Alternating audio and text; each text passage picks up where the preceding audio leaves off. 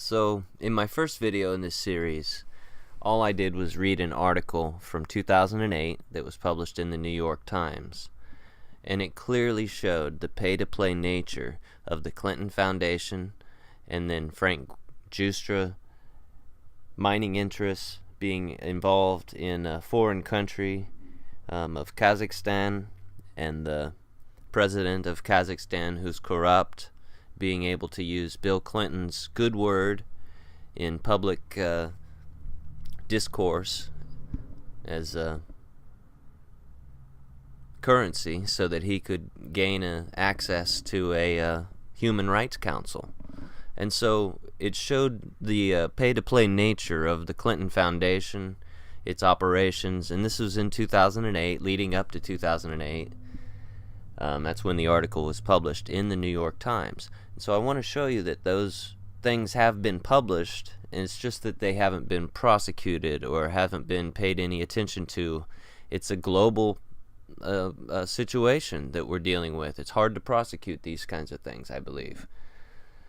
And another thing I want to show is how the Clintons have kept certain people in place.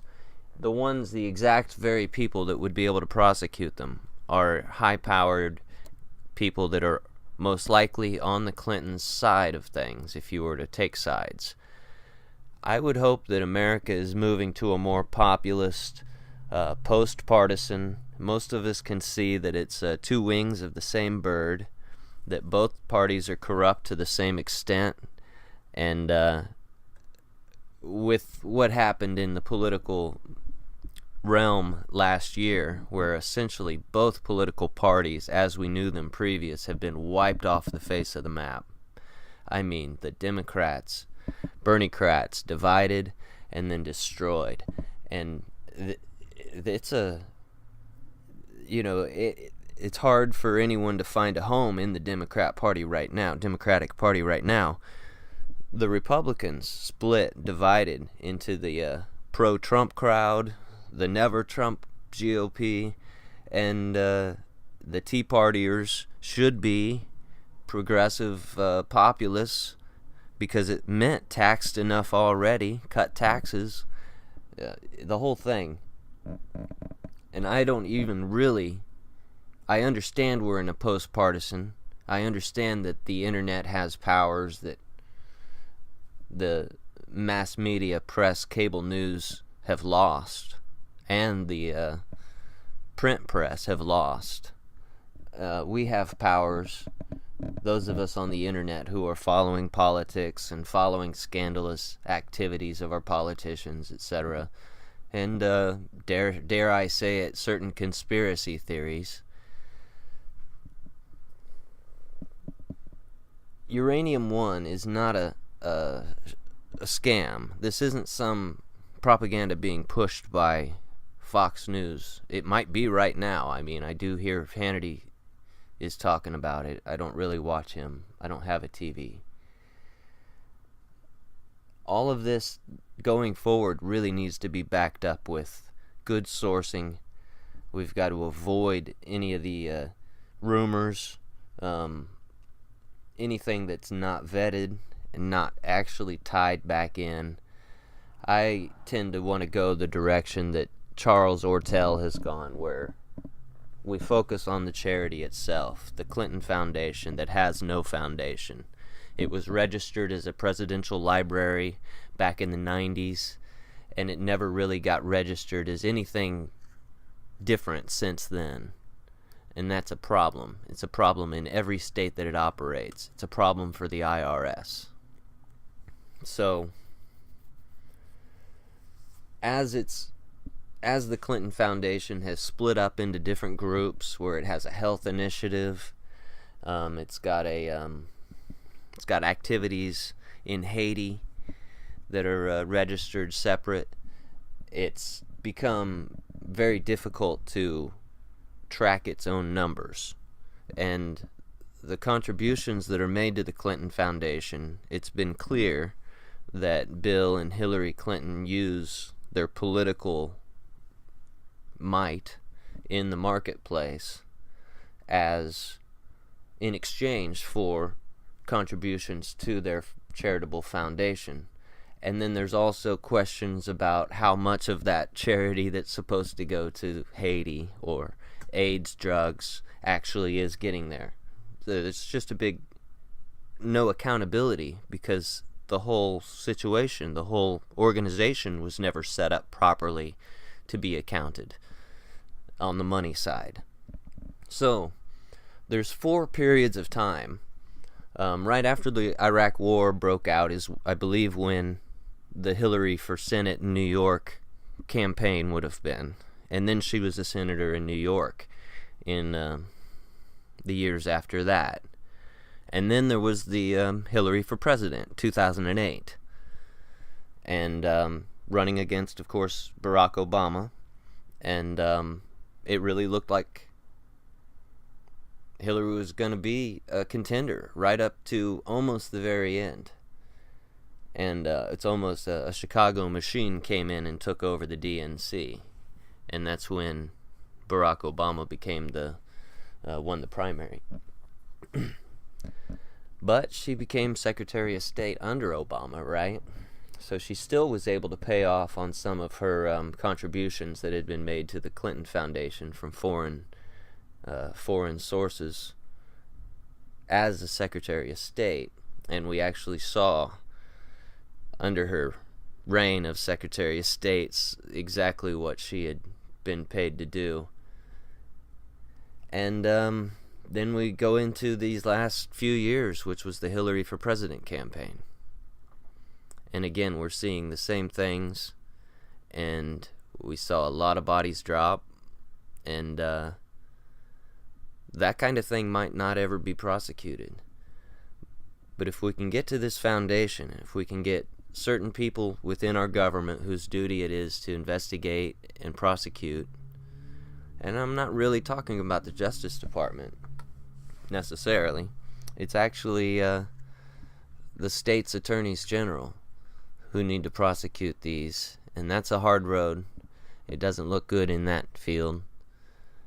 So for charity fraud, and this ties in directly into anything that the Clinton Foundation has done in the last 10 years, ties directly into this UraniumOne deal, which spans years.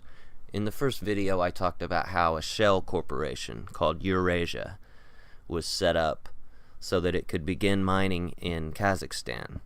And it was used as a shell corporation. It was publicly traded in Canada and then was sold into, I believe, either Rosatomprom and became UraniumOne, which is a Russian-held company. But back to the Clinton Foundation.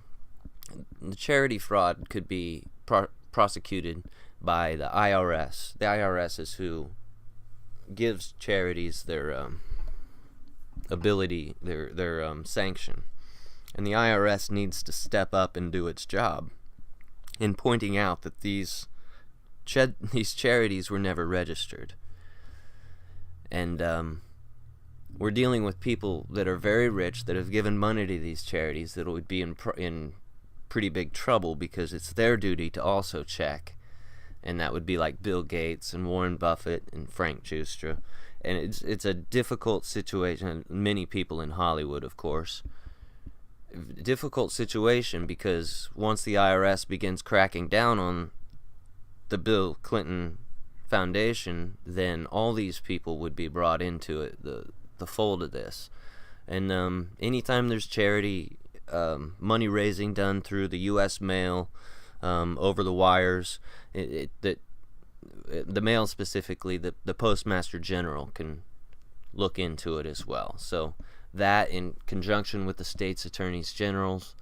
Now, in New York, one of the states where the Clinton Foundation operates, the Attorney General is Eric Schneiderman, and he's a Democrat, and probably not slim chance that he would do anything to have to do against the Clintons. He's been in the news for the MMA lawsuit, where MMA wasn't legal in New York until they sued, and legislature changed the law. Fantasy football, also the same thing.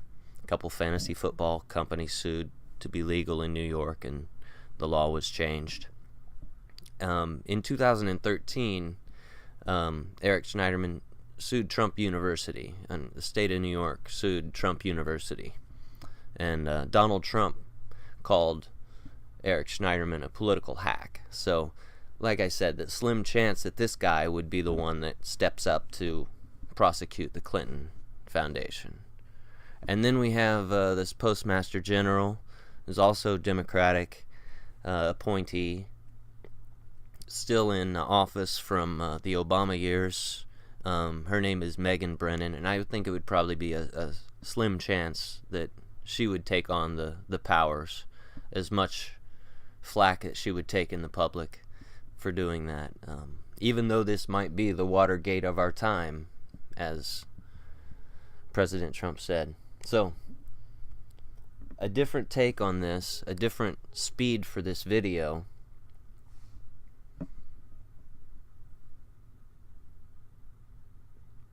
The way that the Clinton crime family operates is what we really need to be focusing on, and most of that information came out last year during the Podesta email leaks, because John Podesta had a password on his email, and he fell victim to a phishing scam, but his password was actually password. And that's why all of his emails were released. And that's why we know most of this information. And that's why I've been saying for a year and a half that UraniumOne is the big story. And once UraniumOne comes to the forefront, it'll make everything else fall into place, because there's so many people within the government that had to sign off on the UraniumOne deal. In order for our uranium, United States unmined uranium, to be sold, to be transferred, so many people have to sign off, and so many organizations, that something wrong happened here, and that needs to be investigated in and of itself. So, in my third video, I think I'll go over a little bit more information here. We're going to see some things fall. People might be prosecuted for things other than what they're actually most guilty of, like Al Capone was prosecuted for tax evasion as opposed to all the racketeering. We might see that. And I hope that we do see people held accountable for the crimes that they've committed.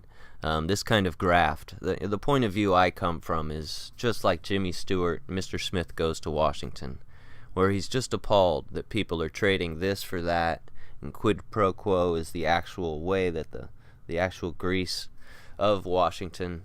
I believe that when Donald Trump said drain the swamp, that a large amount of voters said yes, that's even more important than lowering our taxes, because we understand how much money is lost by the government waste, by the government graft, by this company getting a special deal from the government.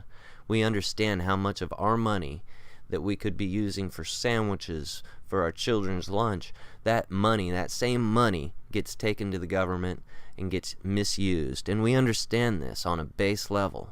And it's that reason in itself, that I think that this is important. The uranium that's in that ground in the West was left there, and it was protected by our grandfathers. I mean, these are people in the 1940s and 1950s decided, we don't want to mine this stuff right now. We want to wait until our nuclear reactors, and we have fusion. We have nuclear reactors that are much more efficient in the future and safer. And we'll let our grandchildren and our great-grandchildren mine this so that they can not ever have to pay a power bill in America ever again. If we had that uranium, the 20% of our uranium that is now gone, maybe, we may not ever get that back. It may not be clawed back. That's going to run Russia's power facilities for 200 years. And it could have ran our power facilities in all of America for 250 years. And that means nobody paying a power bill if we could swing it. That's how important this is. This isn't about nuclear weapons. This is about heating and cooling our homes for free forever.